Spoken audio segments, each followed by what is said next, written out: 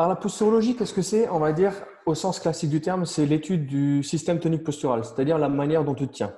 D'accord? Donc, toi, tu vas te tenir d'une certaine manière. Moi, je vais me tenir d'une certaine manière. X va se tenir d'une certaine manière. Mais cette manière dont on se tient, c'est pour lutter contre la gravité. Lutter contre la gravité, ça demande un certain coût énergétique. C'est-à-dire, par exemple, moi, ça demande un certain coût pour me tenir debout, toi un autre, X un autre. Et pour certains, ce coût, il est plus ou moins optimal. On va dire, si ce coût il est trop important, ça va avoir des fuites d'énergie, des dépenses d'énergie qui seront plus augmentées, qui sera néfaste, on va dire, pour la performance, aussi bien pour la force, pour la stabilité, que pour tout ce qui est au niveau gestion corporelle ou apprentissage moteur. Et donc pour Au toi, sens strict du terme. pour toi, la posture, ça commence par quoi? C'est quoi le point central de la posture? Le point central, on va dire, alors posturologie, ça s'imbrique vraiment dans la thématique des neurosciences, d'où on va dire ma collaboration avec le laboratoire de neurosciences.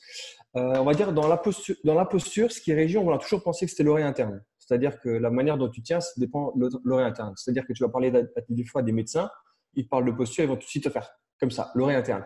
Or, les récentes recherches ont montré que c'est surtout l'axe visio-podal, c'est-à-dire que la posture que tu vas avoir va être dépendante notamment de deux facteurs, le capteur oculaire et le capteur podal, donc l'axe visio-podal, dans un sens ou comme dans l'autre.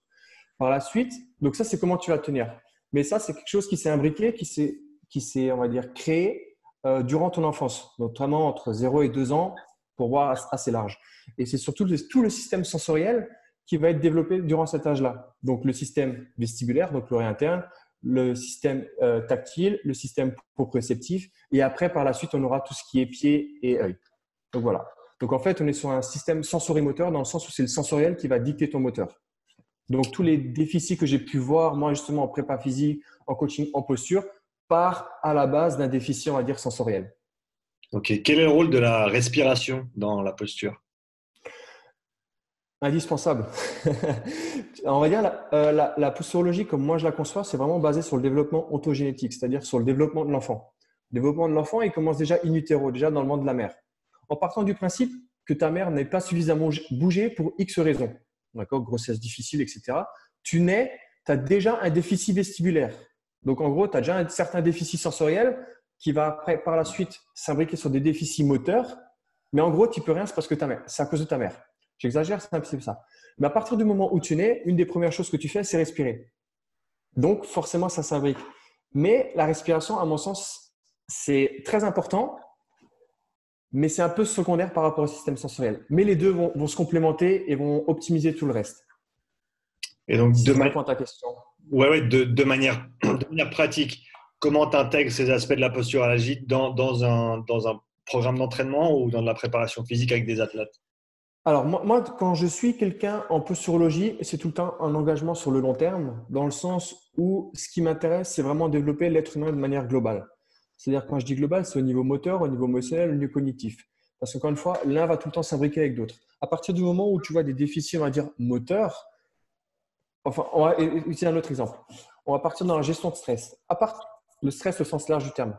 À partir du moment où au niveau moteur, déjà pour toi, c'est un stress de tenir debout sur une jambe, qu'est-ce que ça va être pour stresser par rapport à un objectif, par rapport à un adversaire qui vient vers toi, par rapport au stress du boulot, at large.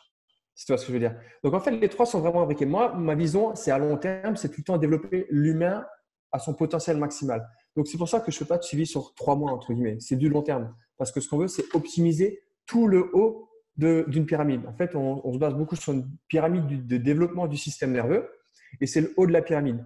Et c'est du stade 4. C'est tout ce qui est cognition, intellect et les habiletés motrices. C'est l'accès à ton cortex moteur, donc c'est les tâches les plus exécutives, les plus évoluées, on va dire. Mais avant ça, il y a plein d'autres choses qui se passent. Et moi, l'idée, on va dire, un être humain met plus ou moins, je dis bien plus ou moins, c'est une moyenne, 1 an pour se tenir debout. Donc, pour moi, un suivi, il faut le voir quand même sur le long terme, au moins plus ou moins sur 1 an.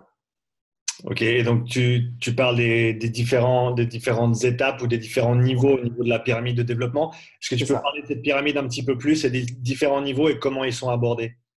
Ouais, c'est ça. En fait, tu as 4 stades de développement. On va dire que c'est vraiment euh, au sens, au stade 1 de développement, c'est vraiment du sensoriel pur. Avec 3 piliers, tu auras le système tactile, tu auras le système vestibulaire, tu auras le système proprioceptif.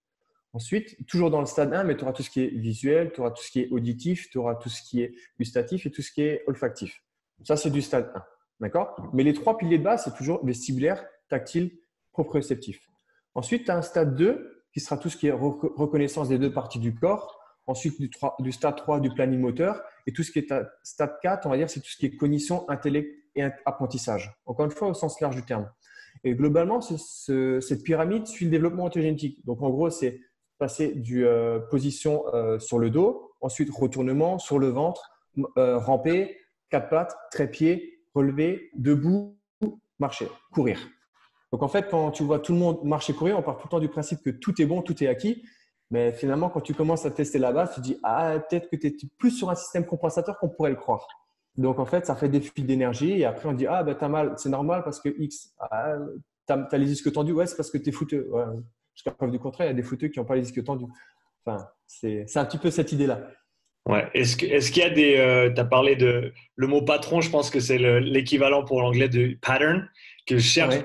très très longtemps et que je n'arrive pas à trouver. Donc, je suis très très content que tu l'aies mentionné. Ça me rajoute un mot dans mon Parfait. en français. Donc, est-ce que tu vois dans ta pratique, est-ce que tu vois des patrons on va dire, de déficience moteur communes pour que ce soit un sport ou que ce soit pour l'humain en général? Est-ce qu'il y a des schémas qui se retrouvent un petit peu? Ouais. Alors, pour moi, comment je vois déjà la performance, c'est déjà par le sport santé. Donc, d'abord, avant de voir l'individu comme un sportif élite, j'essaie d'abord de le voir comme un homme avec un grand H. D'accord? À partir du moment où tu as la santé, sport santé, tu auras le sport performance. Parce que ce que je veux dire par là, c'est qu'une personne qui est blessée, qui a mal, elle ne sera jamais à 100%. Du coup, ta performance sera toujours négociée. Donc, j'essaie d'abord de développer l'humain avant le sportif.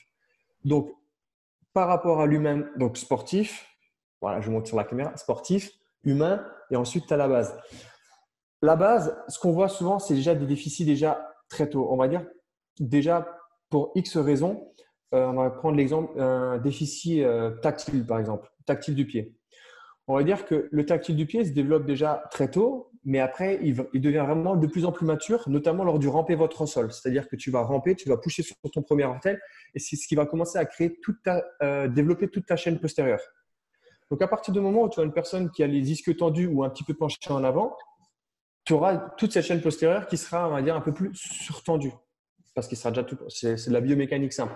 D'accord? Parce qu'en fait, tu as des muscles antigravitationnels, gravitaires, ouais, enfin, tu m'as compris, voilà, qui vont vouloir repencher le corps à la verticale.